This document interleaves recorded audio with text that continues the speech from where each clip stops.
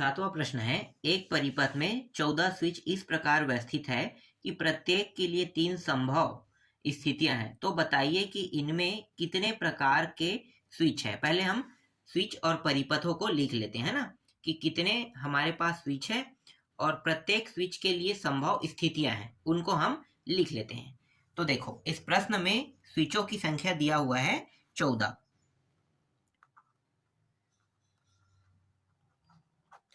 स्विचों की संख्या 14 दिया हुआ है और स्विचों के लिए स्थितियां है ना, प्रश्न में 3 दिया हुआ है, तो हम उन 3 स्थितियों को लिख लेते हैं।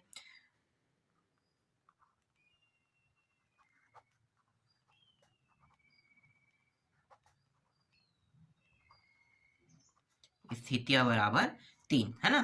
स्विचों के लिए स्थितियां कितनी है? 3 है और स्विच की संख्या कितनी है? 14। तो ये जो 14 जो स्विच है ना, 14 स्विच, मतलब आप ये कह सकते हैं कि हर एक स्विच के लिए कितने स्थितियां पैदा हो सकती है? हर एक स्विच के लिए 3 स्थितियां पैदा होगी। तो 14 स्विच के लिए कितनी स्थितियां हैं? समझ में आ रहा है? नहीं आ रहा है क्या? मैं आपको थोड़ा सा समझाता हूँ। देखो, पहला है ना, इसे 14 हिस्से में बांट लेते हैं, हर एक को एक एक स्विच बनाते हैं। 1 2 3 4 है ना, ये 5 6 7 8 9 10 11 12 13 14। ठीक है, ये हर एक अलग अलग हो गया, मतलब एक एक स्विच में बन गया, सभी के सभी 14 स्विच हो गया है ना।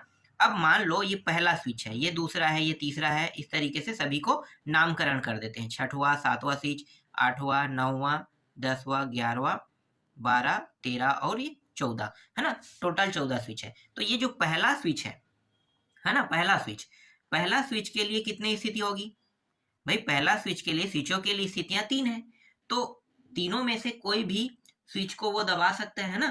3 स्विच है तो पहला स्विच जो है उन तीनों में से किसी को भी दबा सकता है। तो इसके लिए कितनी स्थितियां पैदा हुई? पहले के लिए 3, दूसरे के लिए भी 3 हो गया, तीसरे के लिए भी 3 है ना। सभी के लिए 3 होते जा रहा है, हर एक के लिए 3 स्थितियां पैदा होते जा रही है। समझ में आ रहा है? हर एक स्विच के लिए 3 स्थितियां पैदा हो रही है। इसका मतलब क्या है? इसका मतलब ये है कि 3 की घात 14, हम ऐसे ही तो करेंगे ना, 3 को 14 बार गुणा करेंगे या फिर 3 की घात 14 लिखेंगे, क्योंकि हर एक स्विच के लिए स्थितियां पैदा हो रही है 3। तो 3 की घात 14 या 3 को 14 बार गुणा कर दो तो भी आ जाएगा ना। तो 3 की घात 14, इसका मतलब क्या है? 3 की घात 14 का मतलब है, हम जब 3 की घात 14 बार गुणा करेंगे तो जो उत्तर आ रहा है वो मैं यहाँ पे लिख देता हूँ, 478 और 29 69। ठीक है, ये क्या होगा? ये इसकी उत्तर होगा। समझ में आया ये प्रश्न? चलो 8वां प्रश्न देखो। 8वां प्रश्न क्या है? 2 4 5 7 अंकों से कितनी संख्या बनाई जा सकती है यदि दोहराने पर कोई बंधन ना हो? बहुत सरल प्रश्न है, देखो बहुत सरल प्रश्न।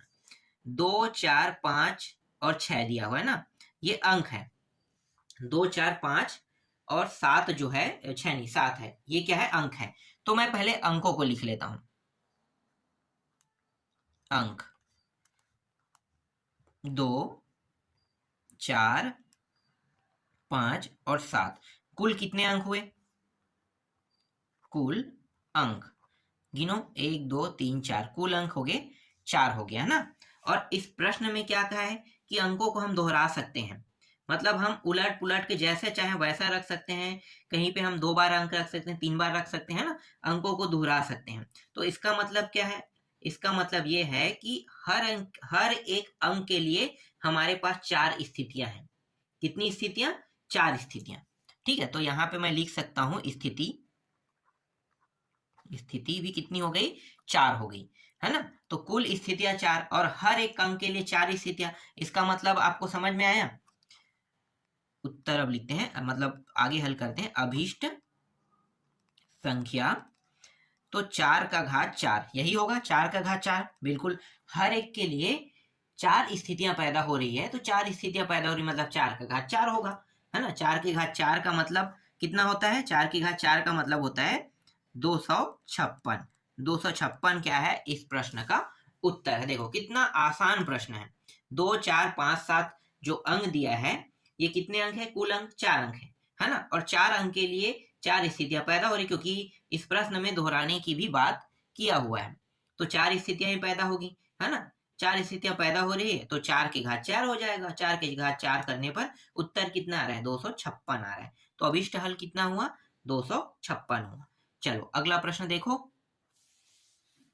देखो 9वां प्रश्न, अंक दिया हुआ है 2, 3, 5, 6, 7 के प्रयोग से 20,000 और 30,000 के मध्य कितनी संख्या बनाई जा सकती है, जबकि अंकों की पुनरावृत्ति की जा सकती है ना। अंकों की यहाँ पे पुनरावृत्ति की बात कर रहा है। तो देखो हमारे पास अंक क्या क्या है? अंक हमारे पास है 2, 3, 5, 6 और 7, है ना। हमारे पास अंक क्या क्या है? 2, 3, 5, 6, 7 है। और हमें 3 अंकों की संख्या बनाना है। कितने अंकों की? 3 अंकों की संख्या। और वो जो 3 3 अंकों की नहीं, 5 अंकों की, 5 अंकों की संख्या बनाना है ना। 5 अंकों की संख्या बनाना है जो 20,000 से तो ऊपर रहेगा, है ना। 20,000 से, एक मिनट, ऊपर लिखना था मुझे, ऊपर, ठीक है, 20,000 से ऊपर, लेकिन 30,000 से कम होना चाहिए, ठीक है। 20,000 से ऊपर होना चाहिए लेकिन 30,000 से कम होना चाहिए। प्रश्न में जैसा कहा है वैसा ही कर रहे हैं ना। देखो पहला अंक हमारा क्या होगा? 2 होगा, ठीक है। यहाँ पे 5 अंक रखना है हमें, तो पहला, दूसरा, तीसरा, चौथा और ये 5वां, ठीक है, 5वां तक के। तो देखो पहला अंक क्या होना चाहिए? पहला अंक ऐसा हमें रखना है जो 20,000 से ऊपर जाए लेकिन 30,000 से नीचे होना चाहिए। मतलब 5 अंकों का बनाना है ना। तो ये हमारा पहला अंक मतलब इकाई अंक नहीं कहना है ना, इकाई ये है, इकाई है, ये दहाई है, ये सैकड़ा है, ये हजार है, और 10,000 है। तो ये 10,000वां वाला जो अंक है ना, 5 अंक का, ये वाला अंक है, ठीक है। तो पहला जो अंक है, आगे का जो अंक होगा वो क्या हो सकता है? 2 हो सकता है, 3, 5, 6, 7, क्या हो सकता है? अगर मैं 3 रखता हूं तो ये 30,000 से ऊपर चला जाएगा, 5 रखने पर भी 30,000 से ऊपर, 6 रखने पर भी 30,000 से ऊपर, 7 रखने पर भी 30,000 से ऊपर। तो एक ही अंक बचा है, कौन सा बचा है? 2, है ना। तो पहला अंक हम सिर्फ और सिर्फ 2 रख सकते हैं। अब दूसरा अंक क्या रखें? दूसरा अंक हम कुछ भी रख सकते हैं, हम 2, 3, 5, 6, 7 किसी को भी रख सकते हैं, है ना। तो दूसरा अंक में हम 2 को भी रख सकते हैं, 3 को भी रख सकते हैं, 5 को भी, 6 को भी और 7 को भी रख सकते हैं, है ना। इनको रखने पर भी हमारा जो आंसर आएगा या मान आएगा वो 20,000 से ऊपर जाएगा और 30,000 से कम आएगा, ठीक।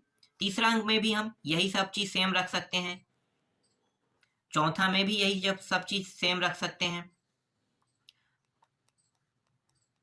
और 5वां में भी यही सब चीज हम सेम रख सकते हैं। सिर्फ पहला बस में हम 2 रखेंगे। मैंने बता दिया कारण क्या है ना। 2 रखने का कारण ये है कि अगर हम 2 रखते हैं तो 20,000 से ऊपर होगा लेकिन 30,000 से नीचे होगा। समझ में आ गया? लेकिन 3, 5, 6, 7 रखेंगे तो 30,000 से ऊपर चला जाएगा, इसलिए सभी मान क्या हो जाएंगे? गलत हो जाएगा।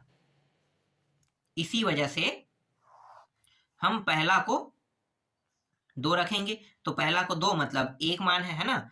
इसके लिए एक तरीका, इसके लिए 5 तरीका, इसके लिए भी 5, इसके लिए भी 5, इसके लिए भी 5। सभी को अब गुणा कर दो। सभी को क्या करेंगे? गुणा करेंगे। गुणा करने पर कितना आ रहा है? गुणा करने पर आ रहा है 625। तो इस प्रश्न का उत्तर हो जाएगा 625। समझ में आया ये प्रश्न? चलो नेक्स्ट प्रश्न देखो।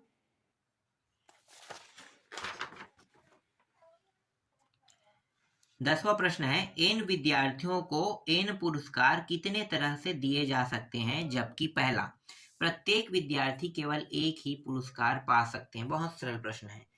हम प्रत्येक विद्यार्थियों को सिर्फ एक ही पुरस्कार देंगे। तो मैं ज्यादा लंबा चौड़ा इसमें भाषण नहीं दूंगा, इसका सिंपल उत्तर मैं दे देता हूं। देखो यहां अभीष्ट संख्या है ना, यहाँ अभीष्ट संख्या, तो आपको फैक्टोरियल वाला पता था, NPN वाला, बिल्कुल। तो n फैक्टोरियल क्या हो जाएगा? इसका उत्तर हो जाएगा। ठीक, पहले का। दूसरा प्रश्न, दूसरा इसमें था कि कोई भी विद्यार्थी चाहे जितने पुरस्कार पा सकता है, कह रहे हैं ना, जितने पुरस्कार पा सकता है। तो दूसरा में जितना भी पुरस्कार है उतना पा सकता है। ठीक है, तो इसके लिए क्या होगा, जितना भी पुरस्कार पा सकता है तो इसके लिए n को हम लगातार गुणा करते जाएंगे। ठीक है, n को लगातार गुणा करते जाएंगे n तक के। तो इसका मतलब ये हो गया कि n का घात n हो जाएगा। ठीक है, जितना चाहो उतना पुरस्कार दोगे। जैसे मैंने इससे पहले वाले प्रश्न में बताया था, 4 संख्या है तो हम इसमें कोई बंधन नहीं करेंगे, तो 4 की घात 4, तो ये n तक n ही दिया है ना, इसमें विद्यार्थी n है और पुरस्कार भी n है, तो भाई n का घात n ही तो होगा ना। देखो मैं यहाँ पे आपको बता देता हूं,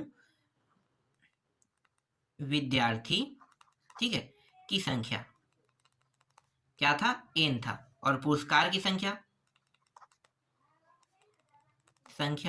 भी n। तो n और n क्या हो जाएगा, n और n का घात है ना, तो ये जो मैंने लिखा है ये वही है। समझ में आ गया दूसरा भी।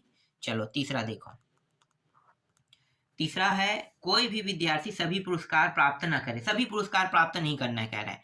ठीक है, तो देखो मैं थोड़ा सा डायरेक्ट करता हूँ, ये n का घात n आया, हमने इससे संबंधित प्रश्न बनाए, और एक n को अगर हम माइनस कर दें, सभी पुरस्कार नहीं देना है उसे, एक पुरस्कार को कम से कम उनसे छीन लेना है, तो n की घात n में हमने एक को छीन लिया, तो यही क्या होगा, इस प्रश्न का उत्तर होगा। तो देखो कितना सरल प्रश्न है, बहुत लंबा चौड़ा अगर हम इसमें भाषण देते हैं तो आपको समझ में नहीं आएगा, बस आपको हर एक स्टेप को बारी बारी करना है और उत्तर आसानी से आपको निकाल लेना है, जैसे मैंने अभी निकाला है ना। समझ में आ गया। चलो 11वां प्रश्न देखते हैं, मैं 11वां प्रश्न यहाँ पे लिख लेता हूँ। 11वां प्रश्न क्या कह रहा है भाई, हाथ की 4 उंगलियां में 6 भिन्न अंगूठियां को कितने तरीके से पहना जा सकता है, कितने तरीके से पहना जा सकता है। 4 उंगलियों में, है ना, तो पहले हम उंगली को लिख लेते हैं, तो हल उंगलियों की संख्या कितनी है, 4 है, और अंगूठियों की संख्या, अंगूठियों की संख्या 6 है ना, 6 अंगूठी है और उंगलियों की संख्या 4 है। तो क्रमचय जब बनाएंगे तो क्रमचयों की संख्या कितनी होगी, 4 की घात 6, है ना, 4 की घात 6, 4 की घात 6 का मतलब 4096 होगा। यही क्या है, इस प्रश्न का उत्तर है। तो इस तरीके से अध्याय 14 पूरा कंप्लीट हो गया। इसके बाद मैं आपको अध्याय 15 को बताऊंगा।